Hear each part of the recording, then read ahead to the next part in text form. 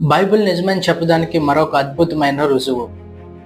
సువార్త 27వ అధ్యాయము 45వ వచనంలో యేసుక్రీస్తు వారు సిలువ వేయబడిన రోజున మధ్యాహ్నం మొదలుకొని 3 గంటల వరకు యెరూషలేము అంతా కూడా చీకటి కమ్మునట్లుగా రాయబడి ఉన్నది.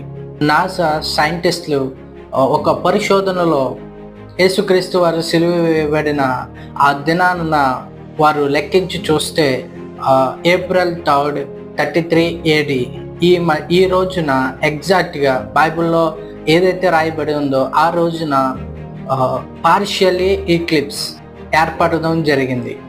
మధ్యాహ్నం మొదలుకొని 3 గంటల పాటు యెరూషలేం అంతా కూడా చీకటి చేత నింపబడి ఉన్నది.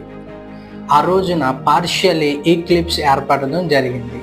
సో వారు చెప్పిన ప్రకారము బైబిల్ రుజువు చేయబడింది.